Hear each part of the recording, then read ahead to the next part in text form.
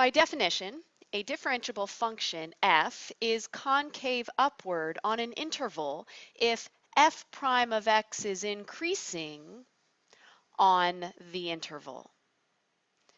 We can also say, examining the second derivative, that f double prime is greater than 0 or positive on that interval.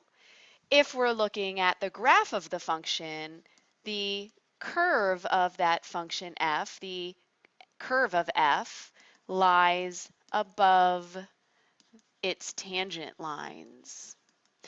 Mostly we're not going to be using the function to describe why it's concave upward. We're either going to be using the first derivative, saying that f prime is increasing, or the second derivative, saying f double prime is greater than 0 or f double prime is positive. Similarly, a differentiable function f is concave downward on an interval if f prime is decreasing on that interval, or examining the second derivative, f double prime is less than 0 or f double prime is negative. Discussing what the function itself looks like, we would say the curve of f lies below the tangents. But the description of the function, like I said earlier, is not really where we want to go with calculus. We want to describe the concavity based on the first derivative being increasing or decreasing, or the second derivative being positive or negative. And the use of this language is very important. There's a difference between saying something is increasing and saying something is positive. So f prime is increasing, going up, or f double prime is positive. F prime is decreasing, or f double prime is negative. A point of inflection, POI for short, is defined as the point, now it is a point, an x and y coordinate, where the concavity of f changes. Again, we're going to describe why there is a point of inflection using derivatives. So if we were to go by the first derivative explanation, we would say where f prime changes increasing to decreasing or decreasing to increasing, specifically stating those directions. We could also describe it saying that the second derivative, f double prime, changes sign. That's positive to negative or negative to positive. Now let's think about when the second derivative changes sign, what that means. So if I'm showing a graph of the second derivative with respect to x, if the second derivative changes sign, so that means maybe starts at positive and goes to negative, so positive above the x-axis, negative below the x-axis. What happens where that change of sign occurs? The second derivative equals 0, or here's another change in sign, negative. We could jump over the x-axis to get to positive. If it jumps over it, that point doesn't exist, so that second derivative doesn't exist. So in order for the second derivative to change sign, it has to be either 0 or non-existent. Well, can we think of it the other way? Meaning, is it possible for f double prime to equal 0 and for f to not have a point of inflection? Yes, it is. It is possible for that to happen. Here are a couple examples to think of. Just a simple linear function, y equals x, for example. We know what that looks like, straight line. There is no concavity on this graph, therefore we know there are no points of inflection anywhere. But if we take the first derivative and then the second derivative, notice that the second derivative does equal 0, but there are no points of inflection. Another example for you is y equals x to the fourth. I'm going to take the first derivative and, whoa, excuse me, let's fix that. 4x cubed, and then the second derivative.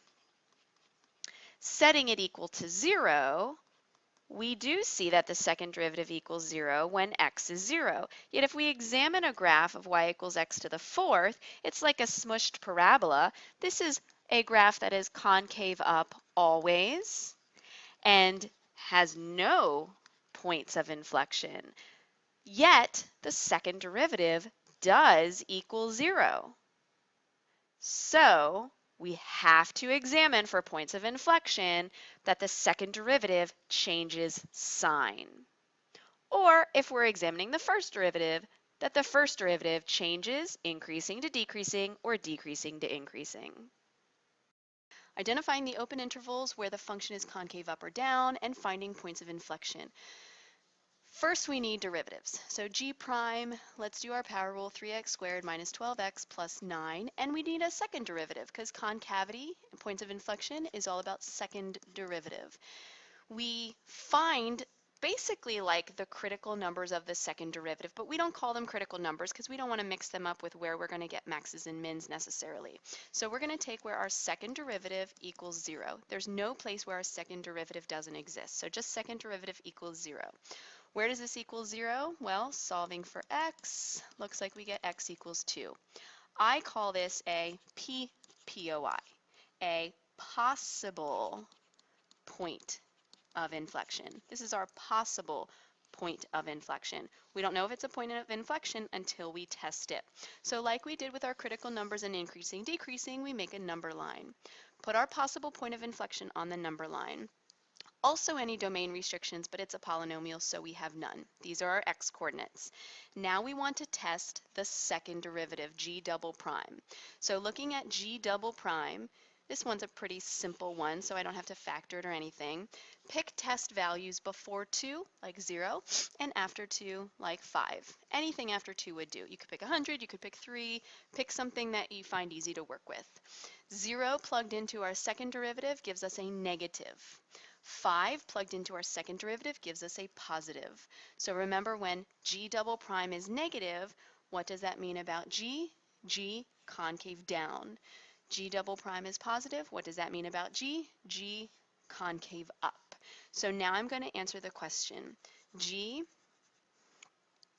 is concave up on 2 to infinity, and I use my derivatives to tell me why. Because g double prime is positive. G is concave down on negative infinity to 2 because g double prime is less than 0. G double prime is negative. Points of inflection I also have to find. So my POI, remember these are points. All I see right here is that an x value is where the function is changing from being concave down to concave up. So I know that there is a point of inflection at 2. I just don't know the entire point. How do I find the y value? Looking back to the original function, plugging it in. G of 2 equals 2 cubed minus 6 times 2 squared plus 9 times 2 plus 1. Looks like that's going to be 3. So my point of inflection is 2, 3. Why is that a point of inflection? Because use the second derivative to tell what you saw. G double prime changes sign at x equals 2. This is how we answer it with the justifying our answers. Justification. Let's look at a couple other scenarios. I gave you the derivatives for these to make it go a little bit quicker. First of all, we are using our second derivative, so we're looking at that. Where does this equal 0? Where the numerator equals 0. Well, that can't happen. 2 can't equal 0. Where does it not exist? Where the denominator equals 0. So I get x equals 2. But notice that x equals 2 can't be a possible point of inflection because 2 is not in the domain of our original function. However, domain restrictions or possible points of inflection still go on our number line. So 2 goes on our number line. Now we're going to test h double prime. Pick something before, pick something after. Look at h double prime. H double prime, when I plug in 0, will give me a negative. When I plug in 5, will give me a positive. This looks really similar to what we saw before with G in number 1, concave down, then concave up. Here's the difference. H is concave up. just like the other one from 2 to infinity. H is concave down, just like the other one from negative infinity to 2. But H doesn't have any POIs, points of inflection, because what's happening at 2? A vertical asymptote. The denominator is 0 at x equals 2. There's a vertical asymptote there. Therefore, there are no points of inflection. No points of inflection because x equals 2 is not in the domain of h of x. Don't forget to justify your answers, however. H is concave up because H double prime is positive. H is concave down because H double prime is negative. We've answered and we've justified. Done. Let's look at one more scenario. In this one, I don't have any domain restrictions to start, but looking at my second derivative, I do have a fraction again. Where does the top equal 0? Nowhere. Where does the bottom equal 0? Again, at x equals 2. This time, I do have a possible point of inflection because 2 is in the domain of f of x. Let's make our number line. There's 2. X, and now I'm going to test f double prime. Again, something before, something after. Pick 0 in here and it looks like we get a negative. Put 5 in here, looks like we still get a negative. So what's happening to f? Concave down and concave down again. Now the problem with how we state it is we don't say like we did with increasing or decreasing the entire way through the interval just because 2 is in the domain. Here we have to say that f is concave down on negative infinity to 2 union 2 to infinity. We don't go all the way through because remember that the definition of concave down, the curve lies below its tangents. We can't draw a tangent line at x equals 2 because at x equals 2 the derivative doesn't exist. F prime doesn't exist at x equals 2 because the denominator is 0. So if there's no derivative, there's no tangent line, we can't say anything's lying above or below the tangent line. But we can say that it's concave down, this function, because f double prime is negative. Does concavity ever change? No. So there are no points of inflection because f double prime does not change sign. It's always negative. Let's take one last look at this with a problem that's stated slightly differently from an AP exam. So the way this one is stated in number 4, an equation is what we want to find. Equation of a tangent line to this graph at its point of inflection. They didn't give us a point of inflection. We have to find it. So how do we find a point of inflection? That's right, second derivative. 3x squared plus 6x is the first derivative. Second derivative is 6x plus 6. So we set our second derivative equal to 0. I find it x equals negative 1. Let's test it to make sure that that's not just a possible point of inflection, but it actually is a point of inflection. Plug in something before negative 1, like negative 5. Plugged in here makes a negative. Plug in something bigger than negative 1 like 0, plugged in here makes a positive. So this is in fact a point of inflection. So we found that at x equals negative 1 there is a POI. What is the rest of the point? Let's plug it in and find out. Into our original function, y with negative 1 plugged in is negative 1 cubed plus 3 times negative 1 squared plus 2. So that looks like we get 4. So there's the rest of our point, negative 1, 4. How do we find the equation of a line? We need a point and we need a slope. Remember how we find slope? First derivative. Y prime, remember we got 3x squared plus 6x. We did that earlier. What is y prime at the x coordinate that we need at negative 1? 3 times negative 1 squared plus 6 times negative 1. That looks like negative 3. So there's our slope. We've got our slope, we've got our point. Let's write the equation of our line. Y minus the y coordinate equals the slope, x plus 1, x minus the x coordinate. Done. Number 5, use the graph of the second derivative of the function f to identify the open intervals on which the function f is concave up or down. Then find any points of inflection justify your answer. So notice I'm examining the second derivative to discuss what f is doing. So I want to think to myself, what does the second derivative tell me? So we've been using number lines mostly. If I have the second derivative information, it would be wise to change that into a second derivative number line, beginning with where does this second derivative equal 0 or does not exist? That's what we did when we were given a function. That's what we can do when we're given information about the second derivative. Here is where the second derivative equals 0, approximately. I'll do my best examining the graph. So that looks like about -3 and about +2. Then I'm going to look at where is the graph in these intervals. Before -3, the graph is above the x-axis. After 2, it's above the x-axis again. So positive values before -3 and more positive values after 2. Between -3 and 2, this graph is below the x-axis. So these are all negative second derivative values, negative values in the graph. So we're examining the second derivative. Now, try to ignore this picture, try not to look at it, and just focus on this number line. What does the number line tell you about what f is doing? Second derivative positive, concave up. Second derivative negative, concave down. Second derivative positive, concave up. So we can say f is concave up on the intervals -∞ to -3 union 2 to infinity because f double prime is positive.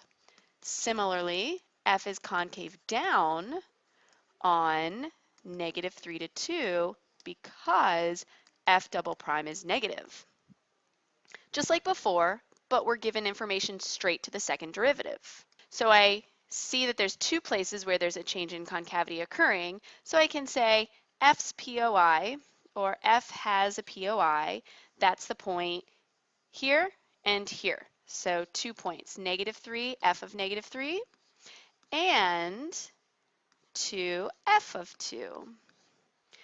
Because, so I could say f changes concavity, or it's a little easier with this one because I looked at the second derivative and I see second derivative is positive, second derivative is negative.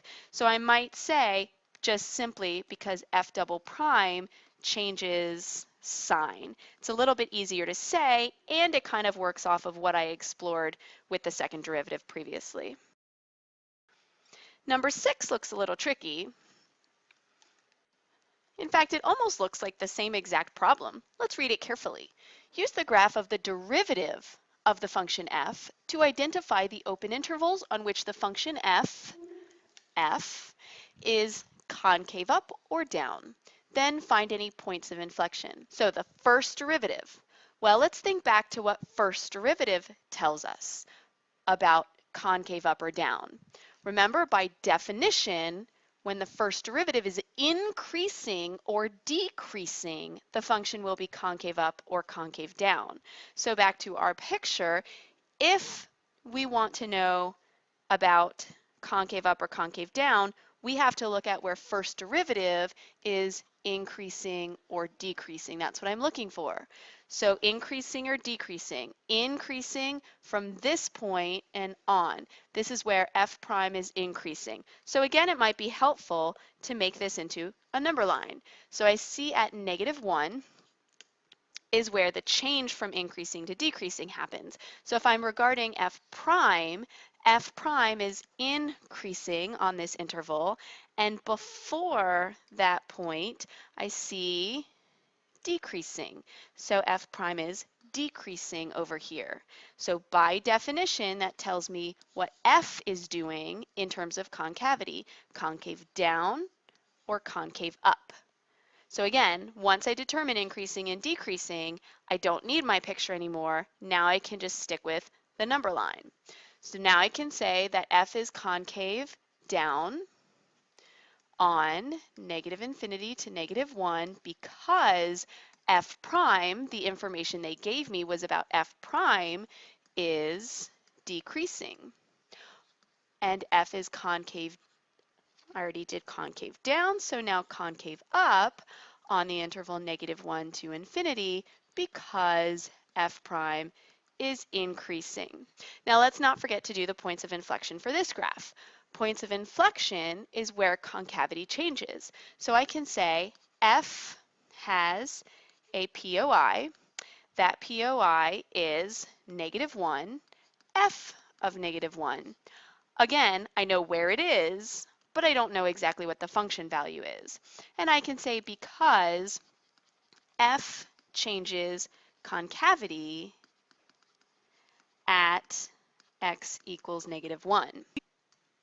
Or better yet, using the description about f prime being decreasing and increasing, I can make a better statement saying f prime changes from decreasing to increasing at x equals -1. So although it's true that f is changing concavity, because I'm using the derivative to tell me, I'm going to use my derivative to explain.